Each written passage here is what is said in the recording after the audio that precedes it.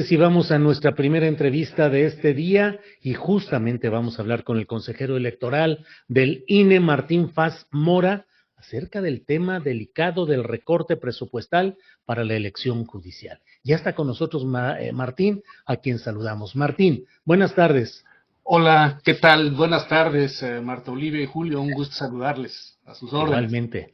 Martín, pues hoy dieron una conferencia de prensa, hoy se dio un posicionamiento acerca de este recorte presupuestal en el proyecto para la elección del Poder Judicial, de las personas juzgadoras. ¿Cuál es el punto? ¿Cuál es el riesgo o las advertencias que ustedes hacen en cuanto a recortes presupuestales, Martín?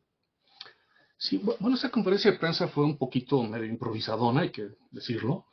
Ayer hubo una reunión informal navideña con medios y en ese momento, en la noche, se dijo, se haga la conferencia de prensa. Realmente ya había una serie de compromisos y no podríamos decir que sea un asunto, un posicionamiento, digamos, institucional, como el que sí, por ejemplo, se dio el día de ayer, advirtiendo de los riesgos que había de hacer este recorte.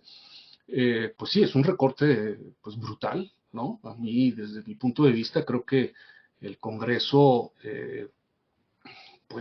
hizo un acto de bastante irresponsabilidad, ¿no? Mayúscula, me atrevería a decir, porque pues es una elección, lo que está en juego es la conformación de uno, la reconfiguración de uno de los tres poderes del Estado. No sé, es como si para las elecciones del pasado 2 de junio, para la presidencia, se hubiera reducido tan severa y tan gravemente el presupuesto. Pues sí, efectivamente, pues hay riesgos.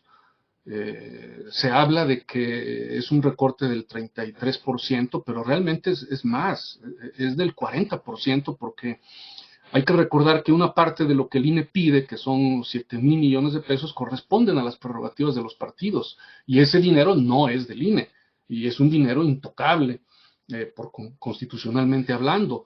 Entonces, realmente, el INE, el monto total era de 40,000 millones de pesos, pero de ahí hay 7,000 que son intocables.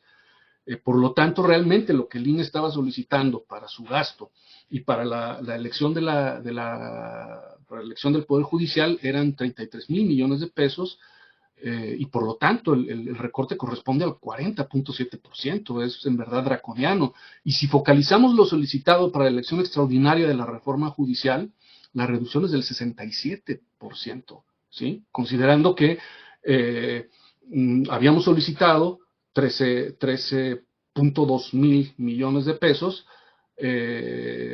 y si restamos el presupuesto base y la cartera de proyectos, que digamos es lo que el INE necesita para seguir operando, entregar credenciales de elector, realizar capacitaciones, cuestiones administrativas, pues realmente solo nos quedan 4,000, para ponerlo en cifras reales, 4,000 millones de pesos, que representa solo el 60, es decir, una reducción del 67% de lo solicitado. Entonces, pues la verdad sí es un asunto delicado, ¿no? Digamos en términos generales, teniendo una visión de conjunto.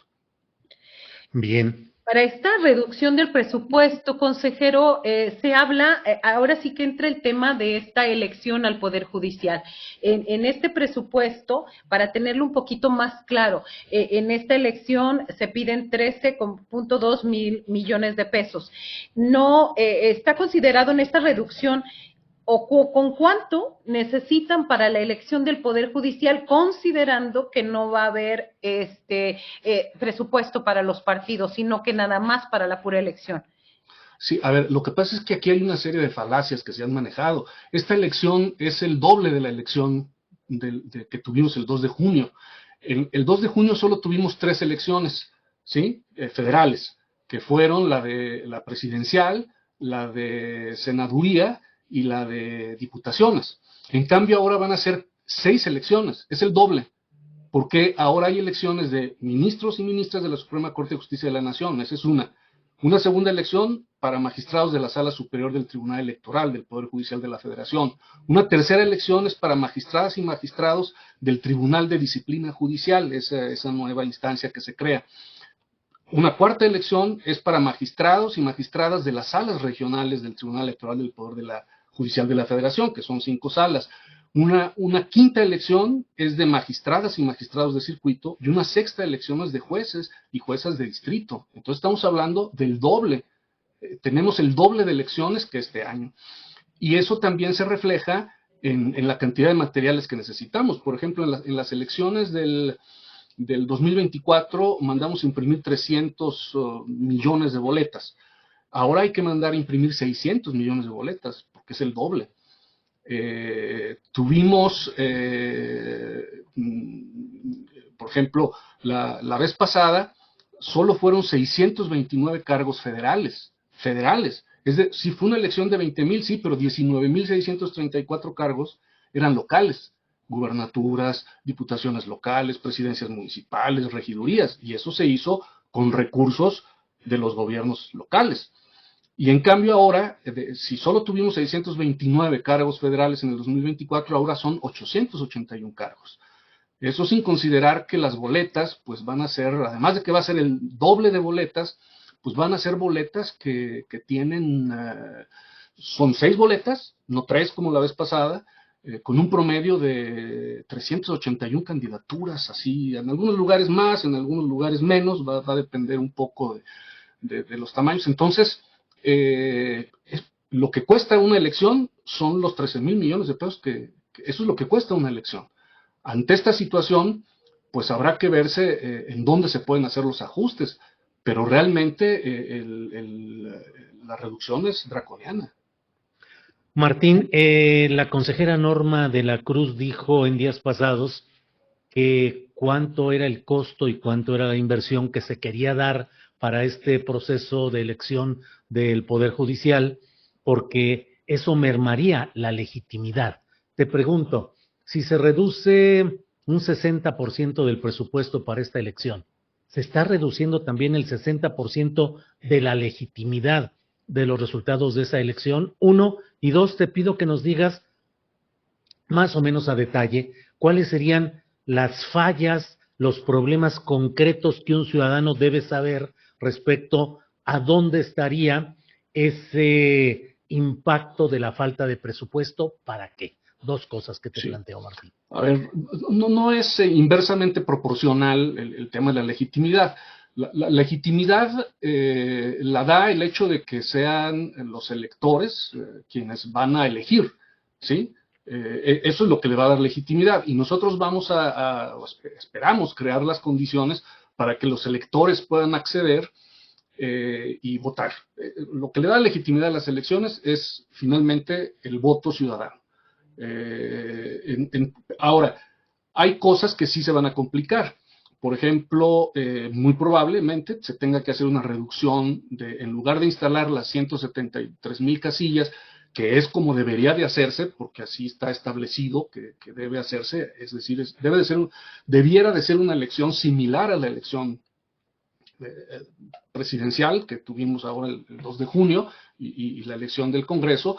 Ahora, al reducirse el número, no podrán instalarse estas 173,000 casillas, se tendrán que reducir, no te sabría decir ahorita en qué proporción, pero pues va a ser en una proporción alta, y entonces un problema que se va a tener es que el modelo como está diseñado en nuestro país es que la gente tenga una casilla relativamente cerca de su casa, porque así están diseñadas las secciones electorales, y la idea es que haya no solo una casilla en cada sección electoral, sino incluso que solamente haya como máximo 750,000 electores. Perdón, 750 electores, perdón. Ya, como estamos hablando de miles de millones, no los 750 electores por casilla, porque digamos, es un modelo que busca facilitar la participación. Aún así, tenemos un abstencionismo del 40% en las pasadas elecciones. Entonces, un problema que va a haber ahora es que la ciudadanía va a tener que desplazarse a lugares más lejanos. ¿Qué tantos? Sería ahorita difícil decírtelo, pero en lugares con una baja densidad de población, pues yo creo que estaríamos hablando de varios kilómetros. Quizás en lugares con una densidad de población más alta, como podrían ser algunos centros urbanos, quizás no vayan a estar tan lejos, pero sí le vas a tener que pues, invertir un poco más de tiempo. Esa es una limitación. Otra limitación, aunque esa está dada por la elección misma, no por el recorte presupuestal, pues tiene que ver pues, con el tema de que, como les decía, vas a tener que, en promedio, vas a tener 6 boletas con un promedio de 381 candidaturas. Probablemente en algunos estados sean menos, ¿no? Hay algunas que son, digamos, nacionales, como las de la Suprema Corte, el Tribunal de Disciplina, que van a ser boletas iguales en todo el país. Bueno, no iguales exactamente porque las regionales del Tribunal Electoral del Poder Judicial de la Federación variará en las 5 circunscripciones, pero digamos sería más o menos algo así. Y bueno, pues vas a tener una boleta muy compleja, ¿no? Una boleta compleja, distinta de lo que estás acostumbrado, en donde aparecen 7, 8 recuadros, o menos incluso, y ahora en cambio, pues van a hacer boletas donde aparecen columnas. Por ejemplo, para la Suprema Corte de Justicia de la Nación, pues vas a tener 81 candidaturas, que van a estar, pues, en aproximadamente unas 4 columnas. En fin, esa es alguna de las dificultades, ¿no? que se va a enfrentar la ciudadanía, ¿no? Claro. Hay otro problema también que tiene que ver con el modelo, con la elección misma y la complejidad de la misma, porque esta es una elección más grande y más compleja que las del 2024, y por eso es que el presupuesto era de esa naturaleza. O sea, si no hay un solo centavo en esos 13,000 millones de pesos que no estén debidamente justificados de manera técnica y logística. Pero, por ejemplo, otra cosa que va a ser dificilísimo de hacer es que la ciudadanía cuente los votos, el escrutinio al final, ¿no? Que es uno de los elementos importantes de la legitimidad del modelo electoral. Dada la complejidad, muy probablemente los escrutinios se tengan que hacer en los consejos distritales y comiencen ese mismo día en la noche. Difícilmente habrá un PREP, difícilmente habrá un conteo rápido. Son, digamos, algunas de las cosas que se enfrentaría. Ahora, ¿de dónde vamos a sacar dinero digamos, de dónde vamos a dirigir dinero del presupuesto base? Pues el presupuesto base son empleos, ¿no? Es decir, y el presupuesto base, pues es intocable también, a menos que se hiciera un despido masivo, lo cual nos complicaría las cosas también para hacer la elección. Claro. Y si se toma de la cartera de proyectos institucionales, por ejemplo, ahí están las elecciones de Durango y de Veracruz del próximo año, que nosotros instalamos las casillas. Entonces realmente nos ponen en una situación muy crítica, ¿no? La verdad. Consejero, en este caso, ¿cuál sería una propuesta que ustedes hicieran ante todo este escenario tan denso, tan negativo, tan negro que nos pinta y que está, de acuerdo a su visión? ¿Cuál sería una propuesta? Y la otra, le pregunto, ustedes quieren entender, me imagino, puentes con el legislativo. Sin embargo, la semana pasada que usted estuvo en la FIL, habló de que se necesitaba un diagnóstico serio en un mundo de ocurrencias y hasta de berrinches, como la propuesta aprobada. Me parece que ese mensaje como que no va tendiente a hacer un puente con el legislativo y pues a la conciliación, me parece. Pues es mi opinión personal. Otra cosa será un posicionamiento institucional. Es como ayer el comunicado institucional, pues es el posicionamiento institucional, pero mi opinión pues es esa, o sea, es decir, no creo que dependa de lo que yo diga el acercamiento institucional. El acercamiento institucional depende de otras cosas, pero yo sí me veo en la necesidad de señalar lo que estoy viendo, ¿no? Desde mi punto de vista personal.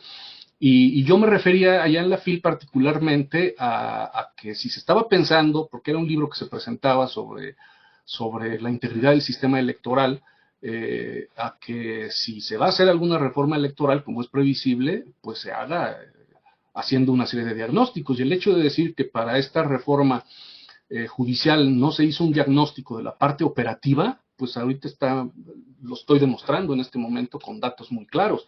Es decir, no se previó lo que implicaba desde un punto de vista logístico y operativo una elección de esta naturaleza, que cuesta 13,000 millones de pesos. Eso cuesta, no cuesta otra cosa. Y si se va a hacer sin esos 13,000 millones de pesos, pues significa que se tendrán que dejar de hacer algunas cosas que pueden tener un impacto en la participación, que pueden tener un impacto, digamos, particularmente en la participación o en ciertos niveles de calidad. Nosotros vamos a buscar que se haga con los mayores niveles de calidad posibles, pero bueno, también nadie está obligado a lo imposible. Y bueno, pues mis posicionamientos particulares son eso, posicionamientos particulares. Ahorita estoy hablando a nombre mío como consejero electoral, no estoy hablando a nombre del Instituto Nacional Electoral. Bien, bien. Marta, ¿algo que desees agregar? No, sin embargo, pues me parece que a veces es muy difícil hablar y sobre todo a título personal recomendar a los legisladores que se pongan a leer parte de los libros de la editorial del INE, sobre todo, o sea, estoy hablando... Que lean las iniciativas que aprueban, aunque sea, ya no digamos los libros. Ha habido casos concretos en los que quedó claro que no se sabía exactamente lo que se estaba aprobando, entonces pues, yo creo que es una invitación legítima, no le veo... En estos tiempos, yo me refería en estos tiempos tan complicados, tan encontrados, por eso, a eso me refería. Bien, pues Martín Faz Mora, muchas gracias, consejero electoral del INE. A reserva de lo que desees agregar, Martín, agradecerte tu amabilidad de estar con nosotros hoy, Martín. No, pues simplemente que estamos puestos en una situación muy compleja, no son opiniones personales solamente, o sea, decir, les he dado una serie de cifras y de datos, y realmente es una situación muy compleja, es una reducción presupuestal de esta naturaleza, pues pone al INE en una situación muy compleja. Veremos de qué manera se puede hacer algo, y en todo caso, pues en la medida en que se avance respecto de esta parte logística y operativa, pues ya se irá dando a conocer qué es lo que se puede hacer con esto y qué cosas se pueden reducir del presupuesto del instituto sin que afecten otras cosas. A ver, hay que recordar, la tercera parte de los recursos del instituto se van en la credencialización. O sea, la credencialización es un derecho de la ciudadanía. La credencial de elector se ha convertido hoy en día en el documento de identidad de este país. Entonces, son datos concretos y son cosas técnicas que se les dieron a conocer en la Cámara de Diputados. Y la verdad es que no se atendió este análisis de carácter técnico. Y decir que no se atendió este análisis de carácter técnico, pues es un hecho, no es una opinión. Bien, Martín, pues muchas gracias y seguimos en contacto. Como siempre, gracias, Martín, hasta pronto. Gracias. Siempre un gusto saludarles. Igual, gracias.